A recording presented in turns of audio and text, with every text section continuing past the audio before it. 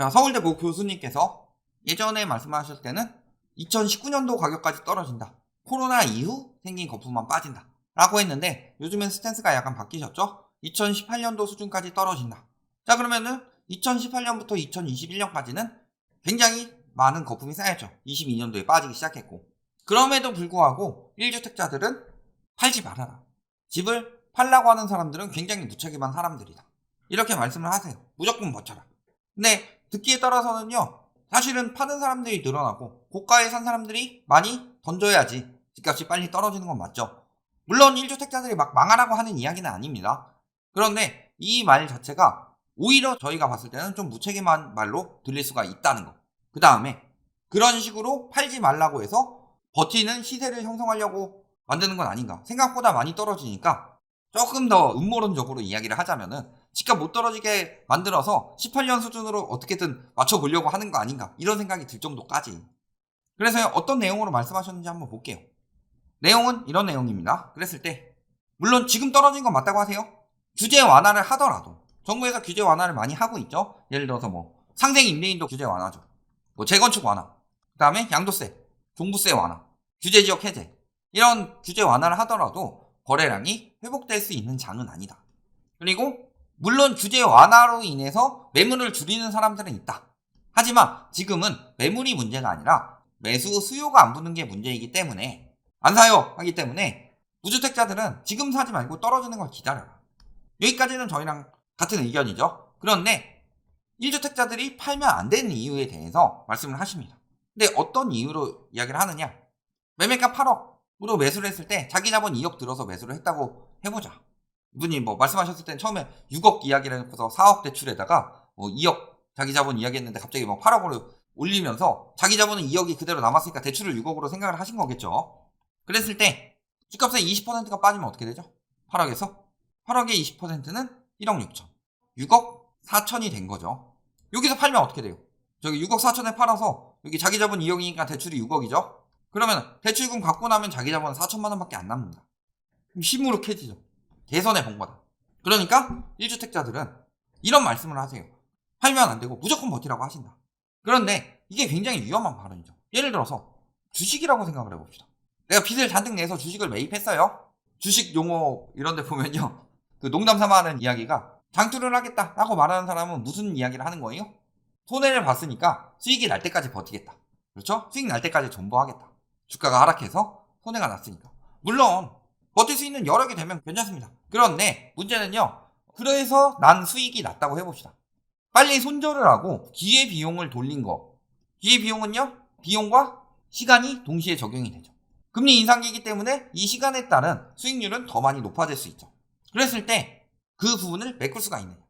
그리고요, 특히 빚을 많이 낸 사람들, 우리나라 부동산 같은 경우는 완전히 빚덩이죠. 그런데 빚이 많으면 어떻게 돼요? 반대 매매가 일어나죠. 그래서 저희가 저번에 무슨 말씀을 드렸어요? 은행에서 회수가 들어올 수 있다. 물론 신용이 떨어지는 사람들부터, 신용이 떨어지고 혹은 신용이 떨어질 수밖에 없게 행동하는, 예를 들어서 뭐 만기가 짧은데 연장을 해야 되는데 DSR이 만족이 안 된다든가 혹은 연체가 된다든가, 이런 곳부터 회수가 들어가기 시작한다고 그랬죠. 그런데 반대 매매가 날 수도 있고요, 존버 했는데 수익이 안 날 수도 있죠.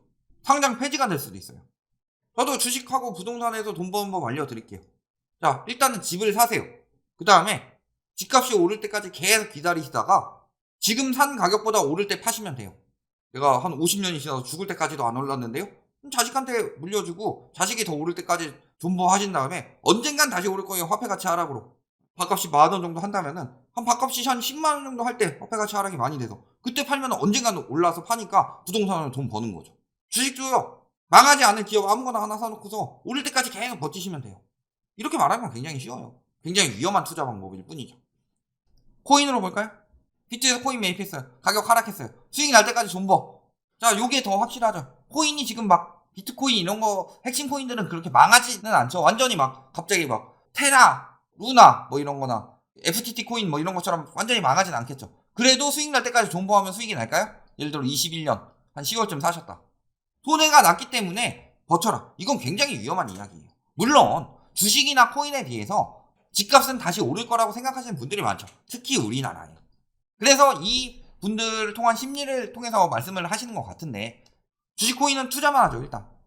그리고요, 부동산 실거주도 있다. 그러니까 주식 코인은요, 투자 심리가 완전히 줄어버렸어요. 그러면요, 수요가 완전히 없다면 부동산은 아무리 투기 심리가 죽고 투자 심리가 죽어도 수요가 항상 존재하기 때문에 실거주들로 인해서 어쩔 수 없이 그 수요를 바탕으로 우상향할 수 있다. 이런 말씀을 하시는 거죠. 보통 원래 진짜 부동산은 굉장한 위험자산이에요. IMF 이후에 수요 견인이 아니라 비용 상승 인플레이션이 되면서 인플레이션 해지 수단이 안 되고 있죠. 대출을 많이 껴서 사기 때문에. 그래서 굉장한 위험자산인데 사람들에게는 실물 자산이니까 안전자산이라는 인식이 있죠.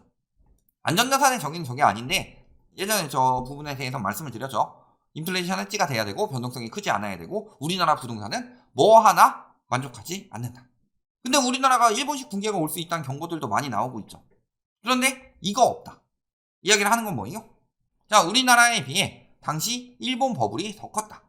물론 저희가 예전에 그걸로 비교해 드린 적은 있어요. 일본 50년간 오른 거랑 우리나라 50년간 오른 거랑 비교해 보면은 거의 비슷하다. 뭐 이런 부분에 대해서 말씀드린 적은 있지만 그래도 일본 버블이 크기는 엄청나게 컸죠. 왜냐면은 지금은 다 같은 버블 시대라면은 일본 버블 때는 일본만 버블 시대였어요. 그러니까 일본 땅 다 팔아도 미국 땅 다 사고도 남는다. 이런 이야기도 있었고요. 일본 애들이 그 부동산 장난질 쳐가지고 막 미국의 유명한 빌딩, 해외 유명한 빌딩들 막 사재기하고 그런 것들 때문에 일본 버블이 더 크다. 자, 여기까지 인정. 그 다음에 LTV, DTI, DSR로 일본 버블 때보다 위험 대비가 더 되어 있다. 자, 일본은 막 LTV 120%씩 해줬고, 자, 이 부분도 인정.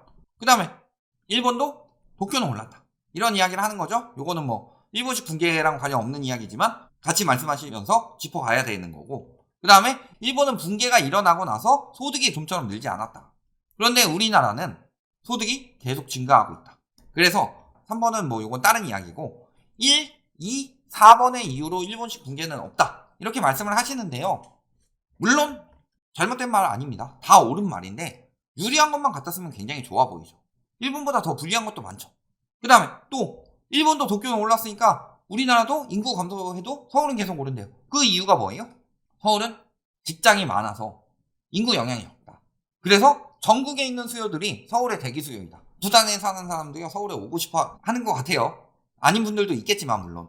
근데 적어도 수도권에 있는 분들은 서울의 대기 수요는 맞죠. 조금 요건 과장한 부분이 있지만 뭐 그렇다고 칩시다. 그리고 90년대부터 지금까지도 서울의 인구는 1000만 명에서 크게 변하지 않았다. 그때는 1000만 명이고 지금은 1000만 명 조금 안 됐지만 그래도 유의미하게 막 변화할 정도가 아닌 이유는 서울에 계속 수요가 있기 때문이다. 이 말씀을 하시는 거죠. 그리고 지방의 인구 소멸 지역은 하락하더라도 서울은 그렇지 않았다. 일본도 도쿄는 올랐으니까. 자, 이 부분에 대해서 좀 말씀을 드리려고 해요. 뭐가 문제냐? 인구 말씀을 하시긴 하죠. 그런데 인구 감소에 대해서 부동산만 이야기하는 사람들이 눈을 항상 가리는 건 뭐다? 수요만 가지고 이야기를 한다. 인구 감소하더라도 서울엔 수요가 계속 몰려온다. 수요가 계속 있기 때문에 인구 감소는 영향이 없다. 이런 말씀을 하시는 거예요. 일단은 소득이 오르니까 일본은 소득이 죽었지만 우리나라는 소득이 오르니까 집값은 더 오를 것이다. 이 부분에 대해서 한번 봅시다. 자, 그랬을 때 소득이 2배로 뛸 동안 집값이 3배로 올랐어요. 그러니까 일단은 요 거품이 꺼지고 난 뒤에 생각을 해야 되겠죠. 그렇게 된다면 2018년도 가격으로는 굉장히 부족하다. 그리고 요때도요, 거품 고점에서 시작해서 알려준 것이기 때문에 저점을 기준으로 생각해서 비교해 봤을 때는 소득은 늘었는데 거품이 많이 껴서 집값이 떨어지고 있던 상황이었으니까 집값 저점을 기준으로 소득이 오른 것에 비해서 집값이 오른 것은 더 컸죠. 또 소득보다 집값이 너무 빨리 올랐기 때문에요, 집을 살 수 있는 여력이 없으면 물론이고 지금 소득 받는 것도요 다 부채로 사서 빚 갚는 데 쓰고 있다. 소득이 올라가면 뭐예요?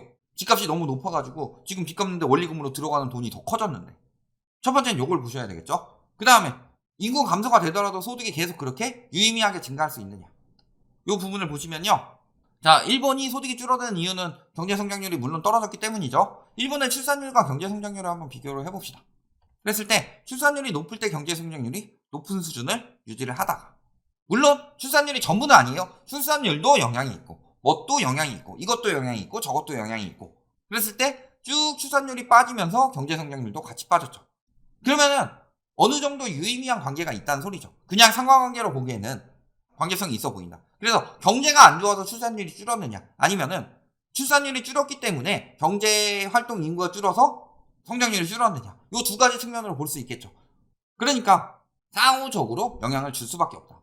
당연히 경제가 안 좋아요. 나도 라면 끓여 먹고 사는데 누구랑 결혼해서 내 애까지 어떻게 낳아요.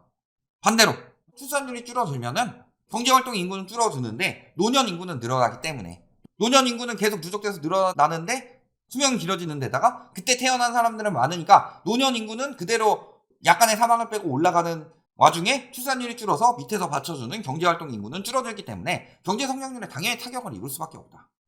자, 이 부분을요 보시는 게 부양비입니다. 일본의 부양비를 한번 보면요 높지 않다가 어느 순간을 기점으로 올라가느냐. 버블 붕괴. 버블이 붕괴되니까 경제가 굉장히 안 좋죠. 그러니까 결혼도 잘 안 하고 내 집 마련 했다가 돈 다 날렸어요. 먹고 살기도 힘들고. 그러면서 출산율은 줄어들고 노년층은 늘어나죠. 그러면서 부양비가 슬금슬금 늘어나기 시작합니다. 슬금슬금 늘어나면서 경기 침체가 계속 왔죠. 버블 붕괴 이후 계속 늘어나면서. 근데 우리나라는 어때요? 지금 이 시점쯤부터 부양비가 올라가기 시작한다. 그러니까요 부양비는 두 가지가 있어요. 유소년 부양비가 있고 노년 부양비가 있는데 유소년 부양비는요 미래를 위한 투자라면은 노년 부양비는요 앞으로의 부담이에요. 그래서 노년이 계속 늘어나고 수명이 늘어남에 맞춰서 그 출생률도 어느 정도 맞춰줘야 되는데 그게 되지 않으니까 경제에 활동하는 인구는 적은데 부양할 사람들은 늘어나면서 부양비 부담이 늘어나는 거예요. 이렇게 부양비 부담이 늘어나면서 소득이 늘더라도 실질적으로 빼가는 게 많아진 거죠. 그러다 보니까 경기가 침체가 되는 거고. 근데 우리나라 상황 어때요? 우리나라 인제 시작이에요. 부양비가 쭉 빠지다가 인제 시작되는 거예요. 소득 상승은 물론 있겠죠? 일본은 소득 상승이 아예 없었을까요? 지금도 소득은 올라가는데 실질 소득은 마이너스라고 하죠. 왜 그래요? 명목 소득은 어디든 올라가는데 실질 소득으로 빼보면은 세금 빠지는 거, 물가 올라가서 돈 더 많이 쓰는 거, 부양비 나가는 거.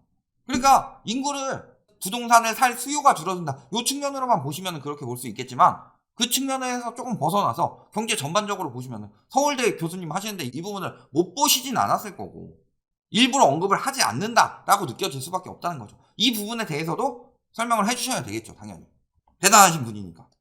또 한 가지 거품 붕괴의 공통점. 자, 일본 거품 붕괴될 때 무슨 일이 일어났느냐. 워낙 거품이 심했기에 가계부채가 붕괴가 되는데 이렇게 늘어나던 게 멈추고 나서 어느 정도 있다가 붕괴가 됐죠. 미국 같은 경우는 순식간에 붕괴가 됐고 그랬을 때 우리나라가 이렇게 순식간에 붕괴가 되면요 거품 쭉 빠지면서 경기는 어느 정도 살아날 수 있는데 이렇게 되는 이유는 뭐예요? 빚이 너무 많으니까 상환하고 해야 되는데 가치는 빨리 떨어져서 갚더라도 상환이 안 되고 이자는 계속 늘어나고 악순환이 돌면서 이렇게 유지가 된 거죠. 우리나라도 이렇게 되느냐 이렇게 되느냐의 갈림길이 있는데요. 일단은 우리나라는 여태까지 붕괴가 한 번도 안 됐었다. 그러니까 붕괴되고 나서의 무서움을 모르는데 미국이나 일본은 붕괴가 됐어요. 한번. 이런 부분을 나눠서 보셔야 되겠죠. 가계부채가 붕괴가 됐다. 우리나라는요. 솔직히 글로벌 금융위기 때 거품 붕괴가 됐다라고 하는데 제대로 된 게 아니에요. 부채가 늘어났는데 무슨 거품 붕괴예요. 그때 일단은 전세 대출도 살려놓은 거지. 이런 부분 잘 생각해 보시면은 지금 안 팔아서 버텼을 때 뭐 말씀하신 대로 18년도 가격까지 떨어지고서 나중에 다시 올라와서 지금 가격보다 더 올라가면은 버틴 보람이 있겠지만 꼭 그렇게 되지 않을 수도 있다. 여태까지는 계속 우상향을 했고 사이클 상으로 계속 올라갔지만 이번에는 조금 다를 수도 있다 라는 부분은 생각을 하셔야 되겠죠. 그리고 마지막으로 이 생각은 굉장히 위험하기 때문에 이 부분은 조금 생각을 바꾸셔야 될 것 같아요. 왜? 자, 이분이 내 집 마련에 대한 생각을 어떻게 하느냐. 자, 대출 규제 변동이 너무 많다. 그런데 절대 건드리면 안 된다. 물론 여기서 어디서 건드리지 말라는 이야기는 안 하셨어요. 박근혜 정부 때는 80까지 풀었다 문재인 정부 때 뭐 60까지 막았다가 이렇게 계속 규제 변동을 하니까 정책 신뢰도가 떨어지고 그래서 건드리면 안 된다. 하나의 추세로 계속 이어가게 만들어야 된다. 자, 여기까지는 괜찮다. 그런데 대출 규제가 강해지면 부자들만 집 살 수 있다. 그러니까 주택 구입은 정부 차원에서 북돋아줘야 한다. 이게 굉장히 위험한 마인드가 뭐냐? 이게 초이노믹스 마인드입니다. 대출 규제가 강해지면요 일단 부자들만 집을 할 수는 있죠. 그런데 부자들이 집을 왜 사죠? 집값이 오를 것 같으니까 사겠죠. 집값이 떨어질 것 같은데 막 두 채, 세 채 막 늘리겠어요? 그러면은 집값이 올라가기 위해선 그만큼 수요가 뒷받침이 돼줘야 돼요. 그런데 대출 규제가 강해지면 수요가 뒷받침이 될 수가 없어요. 그러면 부자들이 집을 막 살까요? 그러니까 가장 좋은 주거복지는요 대출을 많이 내주는 게 아니라 대출을 억제해서 더 낮은 가격에 집값이 형성되도록 만들어야 되는 게 주거복지의 기본이다. 그런데 대출을 통해서 내 집 마련 사다리를 만들고 이걸 통해서 주거 복지를 해라. 이건 굉장히 위험한 마인드다. 이 마인드로 시행한 게 초이노믹스고, 초이노믹스 이후로 우리나라는 생산 가능 인구가 꺾이고요. 경제가 굉장히 안 좋아지고, 경제가 안 좋아지는데 경제 성장률은 올라가서 지표만 좋게 나왔을 뿐이고, 사람들은 지금 그때부터 쌓인 빚으로 허덕이고 있다. 그래서 저분은 저런 마인드를 가지고 나중에 대출을 엄청나게 풀어줄 것이다.